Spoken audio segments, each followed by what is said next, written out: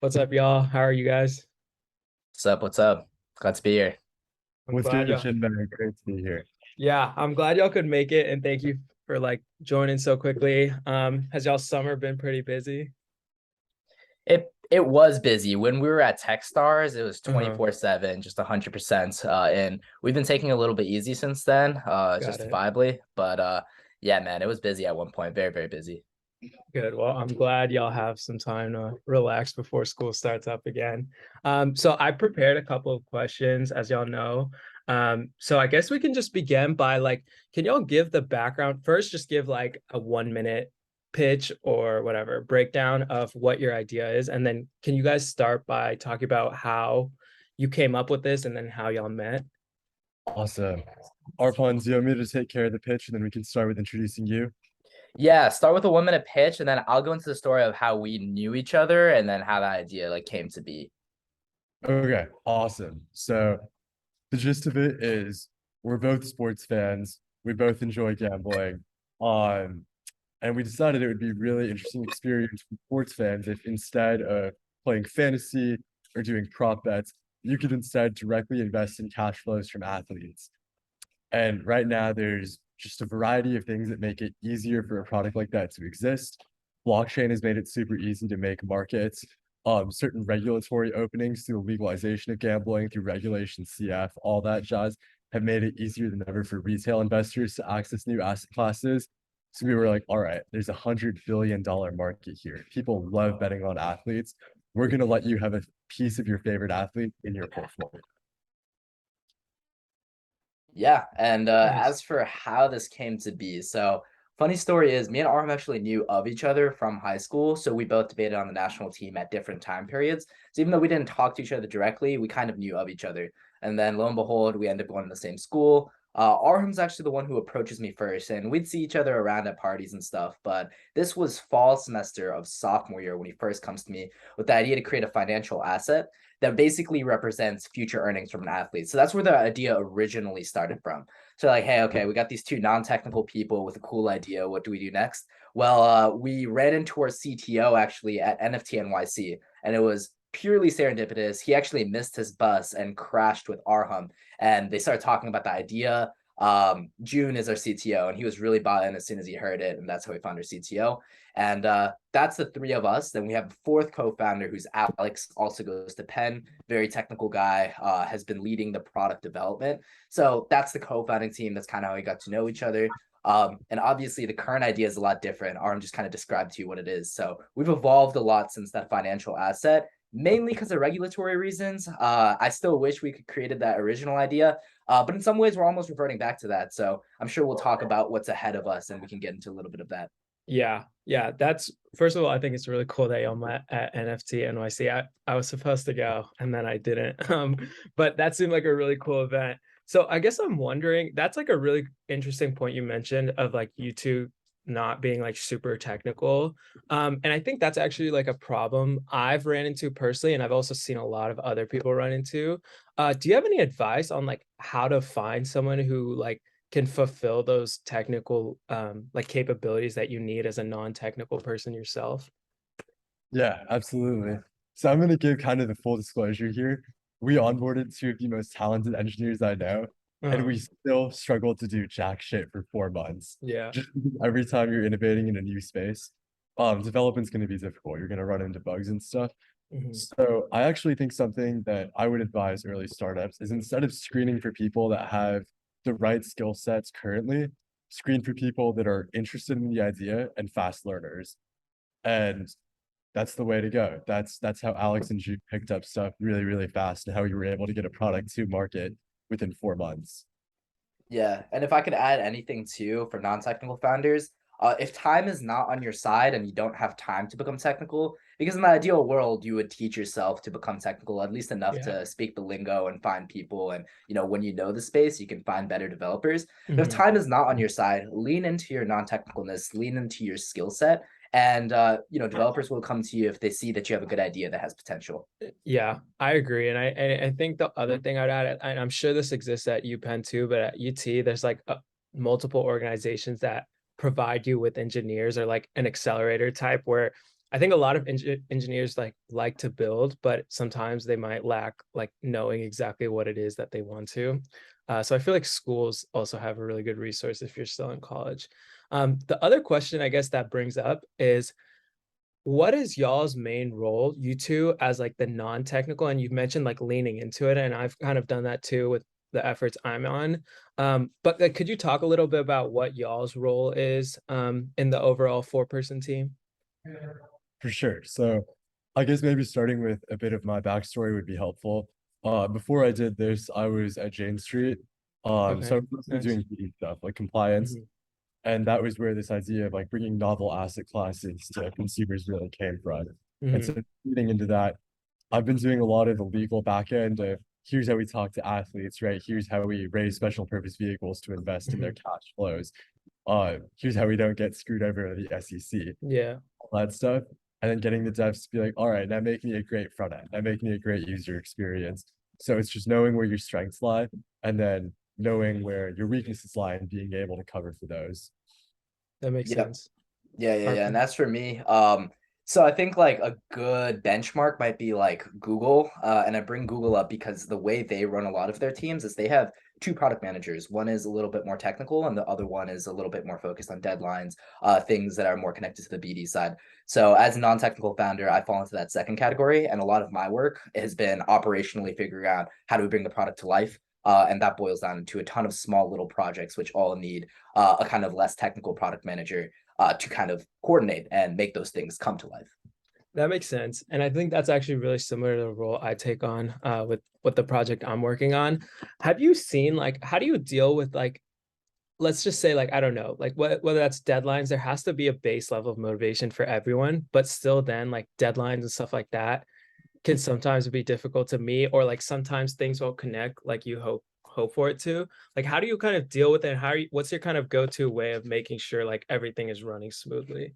Yeah, it almost never connects the way you Yeah. want it to. It's like almost a rule you have to kind of be aware of even before you go into a project. Hmm. I think dealing with it comes and starts with having a mindset that it's never going to go away, that you Yeah. plan it to.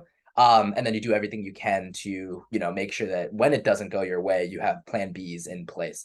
Hmm. So super high level, just plan as if it's not going to work and plan ahead.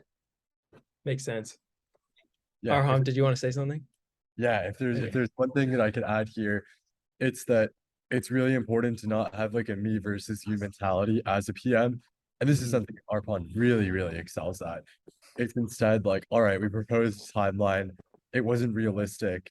As soon as you learn that it isn't realistic, tell us then so that we can work to proactively solve it together instead of blaming them for not doing a task that was beyond their capabilities or running into unforeseen bugs. Just like keeping team unity is so important.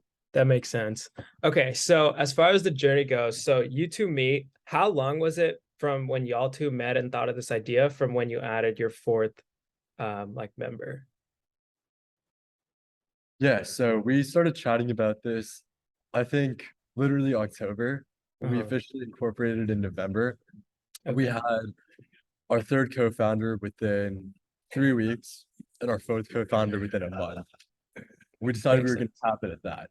Okay, so like roughly 2 months or like a 1.5 months after y'all two met and thought of it, did y'all incorporate it like, I feel like a month of an idea is like really quick to incorporate it, maybe, at least from what I know. Why'd y'all decide to, was it kind of like a skin in the game type of play, or like why'd y'all decide to incorporate it so quickly? We definitely jumped into the deep end before we knew what we were getting into. Hmm. So in a lot of ways, I'll tell you what we did, but it's in no way the correct path. Like you have to do market research, you have to Yeah. validate your idea, and then you incorporate. So you're Hmm. exactly right. But what we did, we were like, okay, we were a little bit sick of, the recruiting pipeline that's really shoved down every business kid's throat. And Yeah. we didn't want to do that. And we were looking for a way out in a lot of ways. So that's the context behind this decision. Hmm. And obviously, me and Arham had a lot of faith in the idea, and we were so sure it was going to work, even if we didn't necessarily validate it as Yeah. much as we should have. So yeah, it was almost a skin in the gameplay. We said, hey, if we incorporate, create a founding team, and then we send the gap semester to work on this full time. Well, we're really betting on ourselves in that case, and yeah, that's going to motivate us to work harder, and it really did. So it Yeah, worked for us. For us, it worked. I respect that. So this is November of 2021 when y'all kind of got everything together. Okay. So was the gap semester? So did all of y'all take a gap semester? Did I hear that correctly to work on this? Yeah, all of us took a Oh, gap wow. from that January. Can I cuss in the podcast? You might have once, but it's okay. It doesn't matter. Uh, well, our mentality going into that was definitely like screw it, we ball. Right? Uh-huh. Yeah. You're Yeah. supposed to raise venture capital before you take a gap semester. We had Uh-huh. not a dollar raised, but we were really confident in the state of the market at that time. We were Mhm. confident in the idea, and we were kind of like, all right, if this works, there's massive upside. If it doesn't work, 6 months of our life isn't too much time to give up. So that Yeah, was kind of the risk reward payoff there. I There's a agree. phrase Arham always says too. He always brings this up. Like the classes at school, they're not going to change their curriculum ever. Mhm. Market's going to change. What people want is going to change, and above all of that, crypto is going to change. That's one thing that's true about crypto. It'll always keep changing very Yeah, quickly. So with all that, of course, we're going to send it, and if we see a market opportunity, we're going to act before that goes away. Classes will still be there. They'll still be the same curriculum. I agree. And I think that's a really good approach because I see a lot of people kind of, I mean, this literally the whole reason this podcast exists is a lot of people kind of just stay blind and just go down the lane that's like given by like our school or whatever. And it's like very, I'm not a fan of it. And I respect that you two also took, or you four took action on it. So is this gap semester thing something that Penn like promotes? Like what were you talking about, like a venture, like once you get some venture money then you like take a gap semester? Is this something like a built-in system at UPenn, or am I just like, was it just y'all deciding that you were like screw it? Yeah, Penn absolutely does not promote gap semesters. Okay, all In right. fact, the first week that we took this, we were sitting in a cafe and we were like, shoot, we lost access to Microsoft Word, PitchBook, Capital Yeah. IQ. They Uh-huh. took all of our software away. But one Wow. thing that the school is generous with is we get up to 3 years of gaps before we're no longer registered in the program. Okay, got it. So they're pretty good about that. That makes sense. Okay, wow. So gap semester begins. Like what's kind of the plan? Like what do you want to get done in that semester? And then what, like, could you talk about what unfolded during that semester?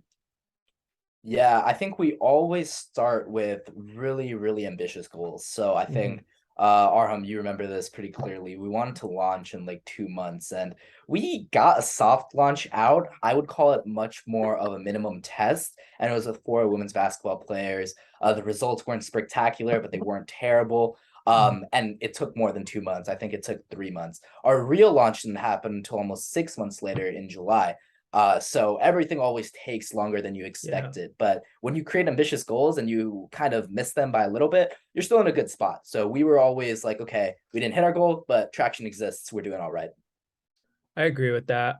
What was the original idea? It was what you mentioned earlier. So it was kind of like hedging on like a player. Is this like over like a year period or like a 4 year period? Or it's like how long if I'm holding this do I like hedge on them? Because if it's like college basketball, not all of them are going to go to the pros, I assume. I don't know if it was college basketball, like women's basketball, but like how do y'all decide, like as a from a customer standpoint, like what's like what am I, let's say I'm the customer and I want to invest in one of these. Like could you talk me through that journey of like on the customer side? Yeah, for sure. And so this gets to what Arpan was saying earlier too about a minimum viable test. Mhm. A lot of the financial parts of this, like sharing cash flows, weren't finished by the time that we went to market. So what those Mhm. tokens instead gave people to do is kind of the same way shareholders have the right to vote on company decisions. Mhm. These just give you input into what an athlete does, like how they train, what merchandise are they wearing to what conference, Okay, what out in the market, all that stuff. Uh, interesting. so we're still working on getting the cash flows down, and I can touch on that later. But right now, Mhm. the consumer flow is pretty simple. You go to our website, you go to the marketplace, which has a bunch of athletes, lists a bunch of tokens and what those tokens give you the right to do. Buying is as easy as just connecting your email and paying with your credit card. We got rid of a lot of the Interesting. crypto stuff because it was tough on sports fans. Uh-huh. And if you want to list on a secondary market later on to sell it off to someone else, you can do that. Interesting. So does so on like the kind of more product side, like let's say I'm holding, like, could you just name someone that you've had so I could just use that as a reference? Yeah, yeah. What about the UFC fighter, Tony Tony Ferguson? Ferguson. Okay, so let's say I have Tony Ferguson's like should I call it a card? I'll call it like a, is it like a, We call them okay, tokens. token. Sorry, Yeah, we call them token. Yeah. tokens. No, you're good. So Yeah. let's say I have his token. Is that token appreciating as he like wins matches, or is it more off like just how many people know him or like how much hype he has around him? Because like I can name athletes, or like let's say, I don't know, a situation where Antonio Brown, I don't know if y'all know Antonio Brown, but I have his token. He quits football, but he gets huge. Like, is it just based on like what the market thinks his value is, or is there like certain factors that y'all are putting in to make it appreciate? Yeah, so these tokens are definitely determined by the market. So, Mhm. regulatorily compliant way to say it would be that the demand for these tokens represents how much people want to be a part of that community. So, as Arham mentioned, being part of the community in its full idea would mean future cash flows back to you. And there's a good way to price that. We didn't build that out yet, and there are a lot of regulatory hurdles to cover before we can build that out. Mhm. Currently, being part of the community just means exclusive engagement, right? So, let's talk about Antonio Brown. Like Yeah. he kind of spiraled out of control, went back to the Mhm. Bucks, and now he's not playing football Yeah. anymore. But I would still guess that there are a lot of AB fans out there who Agreed. are still diehard who would still buy his token. So it's not like his price would go to zero. The demand would still exist. So Yeah. consumers choose why they want to value the token. Right now, there's Mhm. a set of utilities through engagement, and we're trying to add utilities through Mhm. future cash flows from their salary, their contracts. That makes sense. That's like definitely something I've like, this idea of like investing in something like early on, like that. I think you're bringing a new kind of side to gambling in general, because I think usually gambling is like very like within 3 hours or within the season you'll Yeah. know if you cashed out.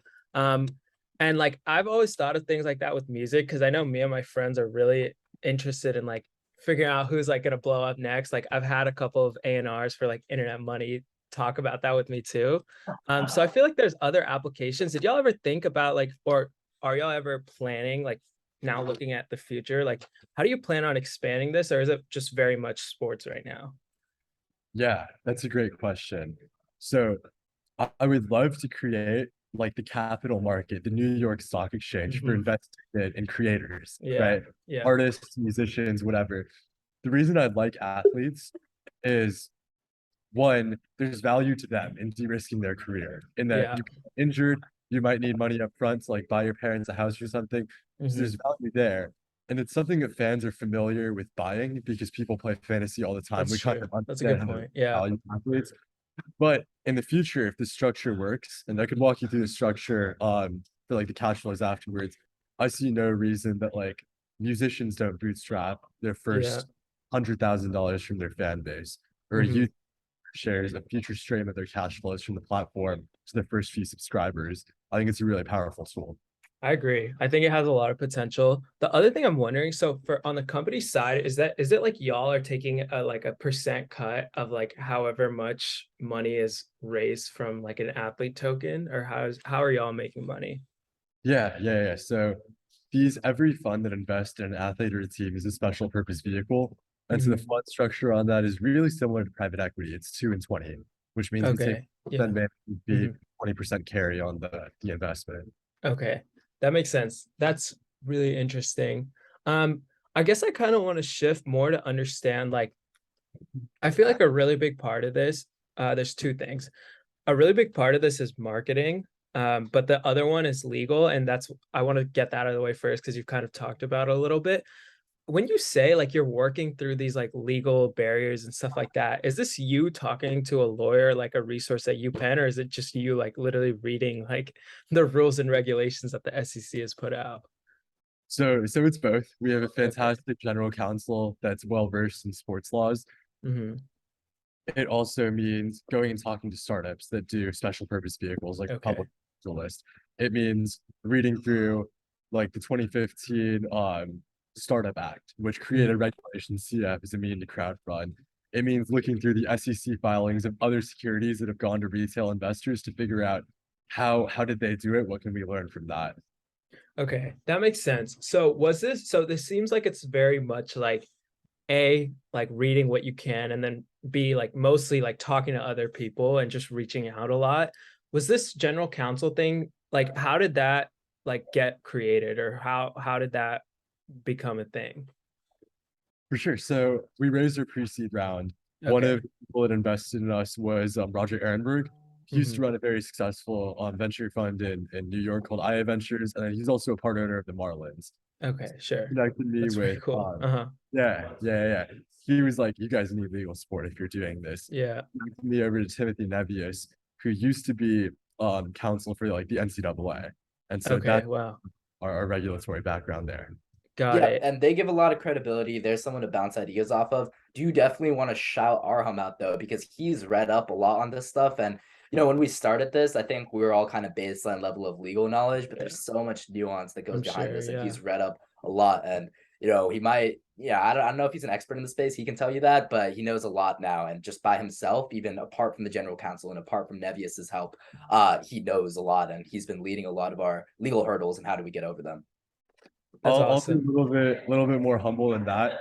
I'm still a novice when it comes to this stuff, but more generally, I think every startup has like a moat, right? Mhm. Either you're really innovative with tech, or you're using a new quirk of the law, or you're just really good at selling. Yeah. And I think the best startups have a combination of the three. And I Mhm. really think we have a strong background with blockchain and a strong understanding of how securities laws have changed over the last 7 years. Yeah, I mean, it certainly seems like it. So it seems like y'all are headed down a pretty good path. I think the next point I wanted to talk about was marketing. So you guys essentially are like a marketplace. Like, would an athlete come forward and be like, "Hey, I want to release my own token," and then y'all would allow it, or is it just y'all kind of controlling which tokens are released? A little bit of both. So right now Okay, we white glove a lot of the process. An athlete all right. approaches us, we vet them, make sure that they're good profile to, be on the marketplace. Hmm. And since they have a lot of self-interest in selling their own token, in the ideal world, they would do all the marketing by themselves. We wouldn't have to Sure. focus on coordination at all. Yeah, Currently, because we are so young, we want every drop to go very well. that So we makes do sense. use a lot of our operational time and power to make sure that they market well. And that means that we help them market at the current stage that we're at. Okay, so that makes sense. So I think it's fair to call this a marketplace, right? Because there's two sides. It's like a platform. Okay, so at the early stage, I agree with you that marketing is probably really important to really pushing it out, both on the side, like of the athlete side, like seeing that it's legitimate, and then on the customer side, like investing in this. How are y'all going about marketing? Because I think that might be a very underratedly difficult thing that people don't realize on the outside. So what's kind of y'all's general approach there? There's a whole science to marketing. And Yeah. so my background, like I actually was way more technical in high school. I applied everywhere Mhm. computer science, and then in college I got more into finance. So needless to say, I almost looked down at marketing, but I should not Mhm. have. When I joined and the way my role kind of just carved itself out to be, I was Yeah. filling in a lot of gaps where we didn't have talent, and one of those was marketing. So I Mhm. read up a lot on marketing strategies and what the funnel means. Yeah. So yeah, to answer your question, it all comes down to the funnel. You have a top line, and that's how many people kind of see it. They Mhm. say you need 7 impressions before anyone goes to the next Yeah. step of the funnel. Mhm. So just making sure we show up on people's social medias. That's through Instagram ads, getting our Okay. athletes to post multiple Yeah. times. That's the top. And then it ends when they finally buy the token. And there are a lot of Sure. steps in between that you have to Yeah. optimize for. So that makes sense. So that's like actually exactly where I wanted to go next. Talking about kind of the capital you guys raised and how y'all felt was the appropriate way to spend it, but kind of how you got to that stage. So you guys, at what point, at what month, or like how many months passed by when y'all were like, okay, I think we're ready to kind of begin pitching this idea and trying to fundraise capital? Yeah, so we started pitching in February. Okay. We had no clue what we were doing. Uh-huh. Uh, but it was a very forgiving market at that time. So they saw two traders from, Jane Street Point 72, two engineers from Anchor and Mhm. Minty. By March, people had thrown $350,000 at us. Wow. That was, yeah, just based off a very bare bones kind of minimum viable test. That was just a token that gave you some rights, a Mhm. marketplace to buy and sell that, and a pretty front end to interact with it. Um, Okay. So could you walk us through like literally exactly what happened on that first, like the first time you raised capital? Like, are you going in person pitching to people? Is this over Zoom? Like, talk me through like, and also how you just found it or like got yourself in that position. Yeah, I'll talk you through our first pitch meeting because I think this is a fun story. We met this random guy that we were connected to, Ethan Ehrenberg, Hmm. East Denver. That was our very first meeting Okay. there. Hmm. We pulled up to a cafe, the coffee machine's broken. We spent 5 minutes trying to find a place to get coffee. Hmm. We So pitched y'all him. are in Denver right now. We're in Denver. You flew out to Denver. Okay, Yeah, we cool. flew out to Denver to meet this guy. Uh-huh. Um, Sit down, finally find a place to get coffee, and we're like, all right, you can invest in athletes in game through prop bets. You can play fantasy. What if you could invest in like their lifetime earnings? That's the Hmm. third missing facet of gambling. And he was like, I love it. Um, and Okay. then that was it. We talked to his dad who runs the fund, got Hmm. our first $100,000, and then started leveraging that. We were saying like, all right, we have someone that's backing us. It's an institutional investor. They have strong expertise in sports and tech. Hmm. Uh, who else is going to give us money? And the first offer that we got was at a $3 million valuation cap, which is probably Wow. reasonable, right? First Uh-huh. time founding team. Hmm. Use that to talk to General Catalyst, their pre-seed fund. It was like, okay, there's institutional backing. Like, you guys should come in on that. Hmm. Use that to get in with Tech Stars. Went back to the Ehrenbergs. We're like, hey, we just got into this awesome accelerator. Yeah. Not accepting your capital unless you walk the valuation up. Ended up getting those $350,000 at an Wow. 8 valuation cap. Okay. That's insane. So how did you like to someone who maybe is pretty far, like moving the chains with their like efforts, what would you advise them as to like how to get to like get in a position where you can raise capital? Like, was this given to you or like did you find this through like a UPenn connection or like to someone who's not at UPenn? Like, what would you kind of say was the general approach you guys had to raising this capital? I think a tip a lot of people don't talk about enough is talking to other founders. And it might be hard for someone who's just starting their efforts, Mhm. but naturally you're going to meet other people who are doing similar projects to you or who are even farther down the line and have already raised funding. So the easiest way is, hey, look, you have a similar idea to us. One, would love to get advice. That's how you get the first call. And on that Mhm. call, be like, yo, by the way, how did you like go about funding? Like who funded you guys? And if they like you, they'll usually offer to make the connect for you. So Yeah. that's probably the number one tip I'd give. Hmm. So at this point, have y'all raised? So is it more than 350,000 that y'all have raised? So For that's our total raise so far. That was our okay, pre-seed round. We've gotten okay, some got additional it. money in grants and stuff, but like Mhm. that totals less than 20K. And honestly, we've blown that much on like hotels, travel, like dinner, all that stuff. Mm. So were grants like not a big part of like the raising, or has it's mainly just been like investors? Yeah, so that's an interesting question. I think grants can be a great way for initial projects to bootstrap. Yeah, Just the way that it's shaped up for us in the way the venture market was in yeah, March. yeah. It was easier to dilute like 5% of the company to raise that capital than it was to go pitch at competitions every weekend That's for like, true. check sizes between 5 to 20K. Yeah, Also, funny enough, it just happened to be that investors liked our idea more than like pitch competitions. yeah. We I could applied to imagine. like Penn's like premier pitch competition, didn't even make it past the first round. Wow. But every investor we talked to was like, "Oh wow, this is really really good." And for most investors, it's a question of valuation, not whether they'd give us money. So we just Yeah. picked the battle that we thought we had the better chance at winning. But grants are a totally valid way to go about it as well. Yeah, I mean, yeah, I agree. I think y'all did pick the right one too. So at this point, you guys have a pretty like relatively to other college founders, pretty like thick pockets. How do you go about like deciding how to spend that? And like, what are you guys doing to make sure that you guys are spending it appropriately? Are we spending it appropriately, Arham? I'm kidding. We try our best, right? But at the end of the Uh-huh. day, like we know who we are. We're college students, Yeah. and in spite of that, we try to do a lot of things to keep us disciplined, financially Mhm. disciplined. And we make mistakes here and there. Sometimes we spend money on an athlete contract that doesn't give us good ROI. Sure. Yeah. Sometimes we spend money on marketing that, well, maybe the long term outcome will give us ROI, but we're not seeing it yet. So it's Mhm. hard to know whether the decisions we've made are correct.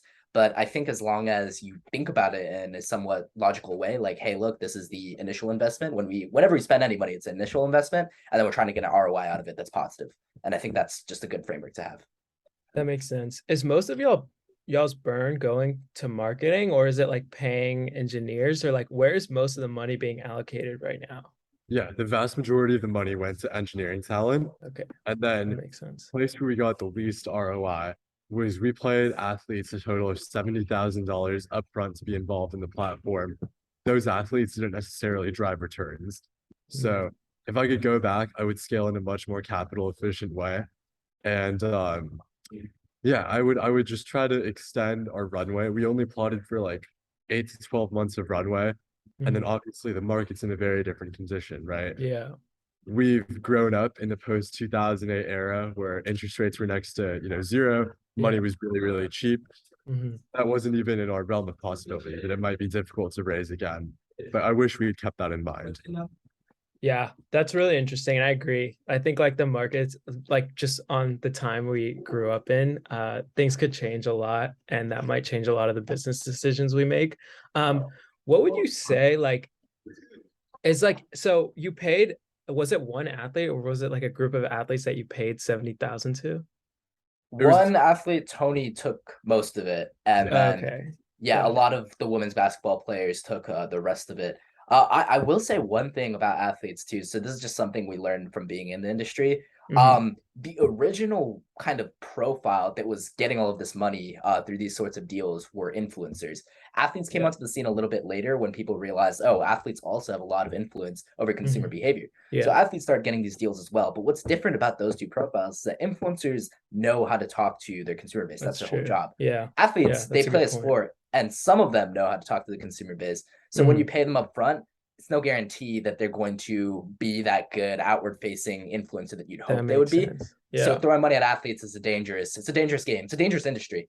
And so that seems like a lesson that y'all learned a little bit like early on, and it was kind of expensive. But how are y'all gonna go forward with like vetting the right? Like, are you kind of just gonna like do a full thorough like look on the previous like deals or something like that, or how are y'all gonna approach that? Because I feel like that's a huge part of your early growth. So how are y'all making sure that you are getting the best possible like athlete on board?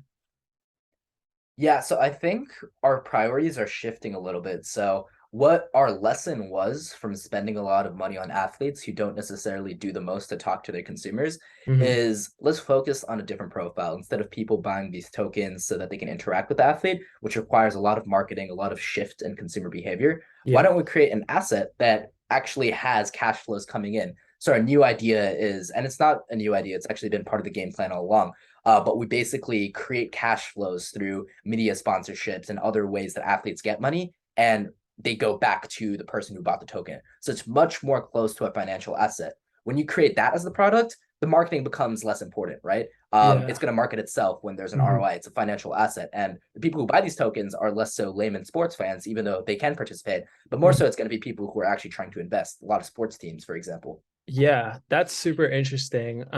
So is this, as far as the marketing or like them getting like marketing deals goes, are y'all providing those deals and then that's how you can take a percent of it and give it back to investors? Or is this just overall out of any like sponsorship they get, somehow you have rights to a certain percent of that? Yeah, well, I'll walk you through the contract there. Yeah. So this is actually an international difference. This was interesting to me. In the United States, most players own the rights to earnings from sponsorships. Hmm. The UK or other European leagues, it's actually the team that owns the right to Oh, that revenue. wow.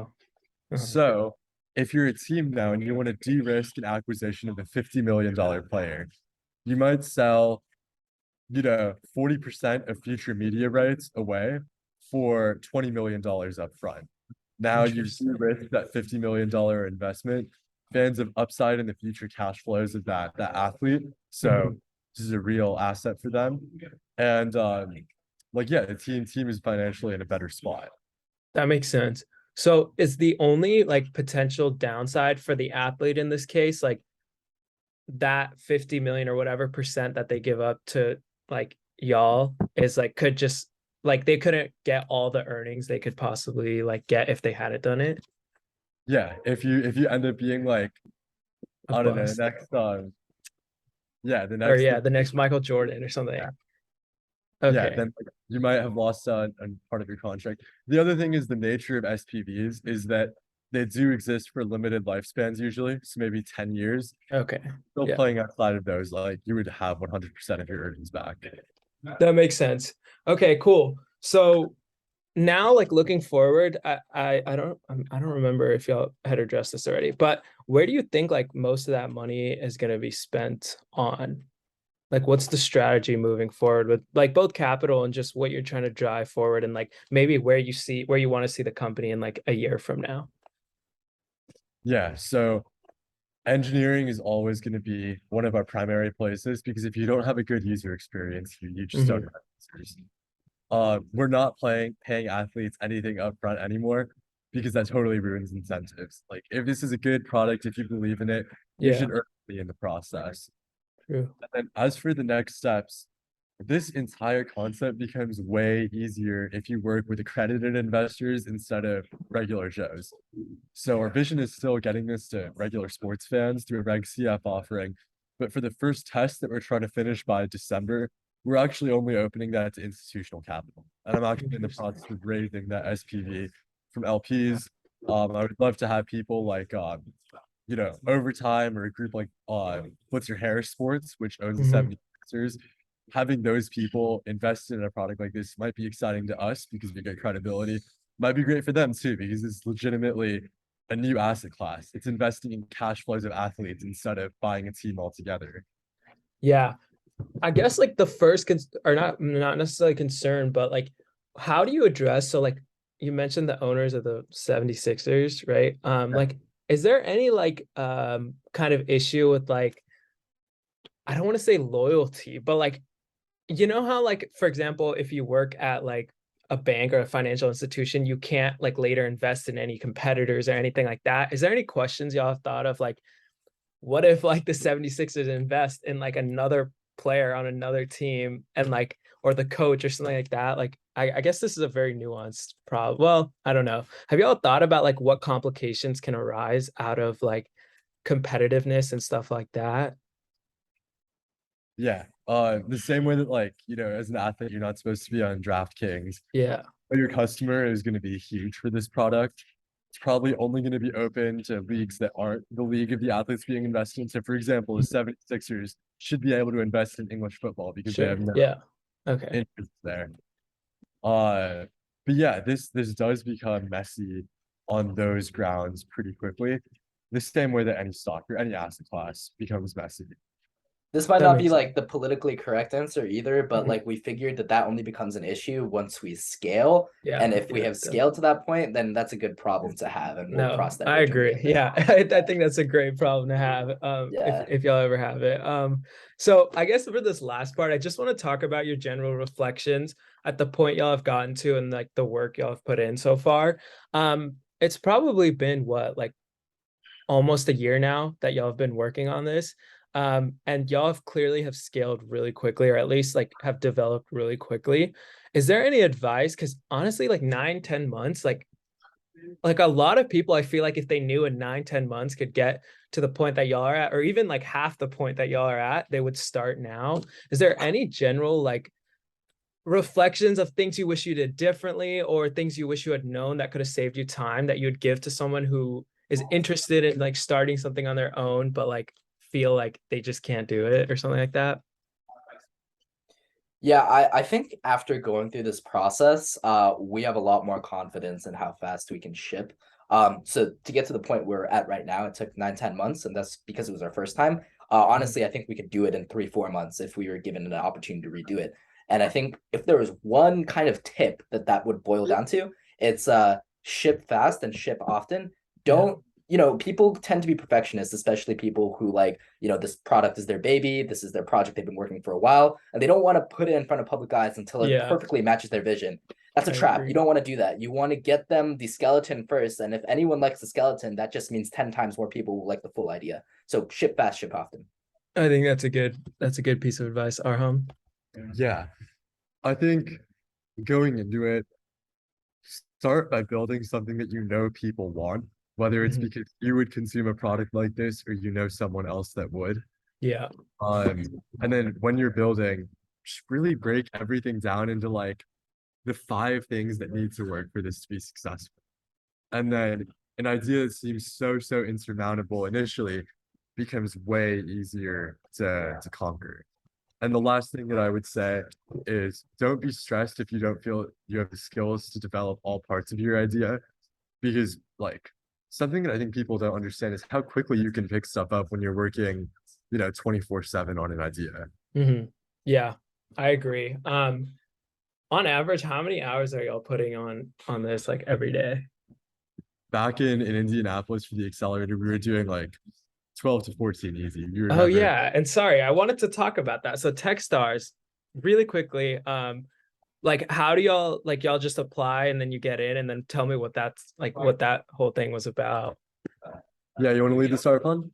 Yeah, absolutely. So we were the youngest team at Techstars, both in terms of Wow. age and in terms of how far our startup had come. Mhm. So we definitely felt like, wow, this was it was a shock in terms of atmosphere and environment, but it was very helpful for our growth. In terms of how we got there, there's an application process. It's pretty rigorous. It's pretty low acceptance rate as well. Mhm. We were helped by the fact that our advising team actually had a connection to the sports accelerator program specifically, which is what we Okay, entered into. nice. So that probably helped us get into it.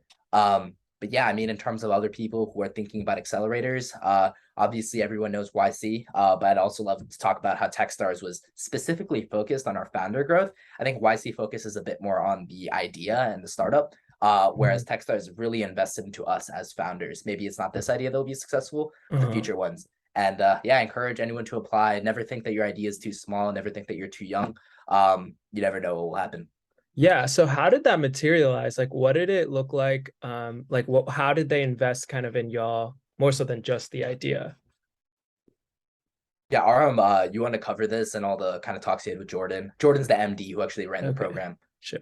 Yeah. So a lot of it was philosophy, right? It's easy to either say like, okay, I'm running a startup. What's valuable is talking to ex VCs or ex founders of like, okay, how do I raise capital? What does a data room look like? How do I get quality legal counsel? Stuff's not working. How do I navigate kind of the decision matrix of whether to persist or whether to pivot? Mhm. How do I write connections in this industry so that people will take me as a 20-year-old a little bit more seriously? I think those are all places where an accelerator helped as first time founders. Uh, and if someone is a first time founder, I would absolutely recommend doing it just for the network and to figure out how to do things right. Sorry, my dog's like barking really loud in the back. Cool. Well, I think like those were kind of all my questions. And I think there's a bunch of things that I could probably go into and talk about for like multiple hours with y'all. But I think from here, like we'll try to, for the sake of time, like cut it from here. But if y'all have any like parting advice, let us know. And then also if you have any plugs, now's your chance. And then lastly, let anyone who's listening who potentially might want to reach out know how to do that. Yeah, I'll let Arham cover any plugs or anything. One last comment I want to say. I just think it's dope that you're doing this podcast and Thank it's cool you. that you're doing a project by yourself. I just want to encourage anyone who's a student right now, like take that risk, like build whatever. Like you're in college, like, like it's either it doesn't work and you learned a lot from it, and like your Mhm. plan B is you just go back to school and end Yeah. up where you would have, or you don't do it at all and you don't know what would have happened. So I think it's dope that you're doing this, man. Thank you. Yeah, no, I mean, it's literally like I just think like there's no downside to trying like new things, whether that's like starting a whole company or just like having a little podcast or like starting a debate camp or any of the other things I've like Exactly, interviewed right? on this. Exactly. But yeah, Arham, if you want to go, let us know how to reach out to you, how to reach out to y'all, and like how to see what the product y'all are making is. Yeah. Let's get some plugs out the way. So if you're interested in investing in athletes, especially if you're a big Premier League fan, be sure to follow our Instagram and Twitter at VO2_fans. Check out what's coming next. If you are an institutional investor looking to get exposed to cash flows from athletes, contact me, Arham at VO2.fans. If you are a founder who's building anything remotely cool, also shoot me either a DM on my Twitter, Habib12Arham, Instagram, arham.habibi, or that same email, arham@vo2.fans. And yeah, I'm looking forward to hearing from y'all. Cool. Well, thank y'all so much for coming on. I will definitely keep in touch, and I appreciate y'all joining so last minute. Of Cool. course. Meeting you Appreciate guys. you, man.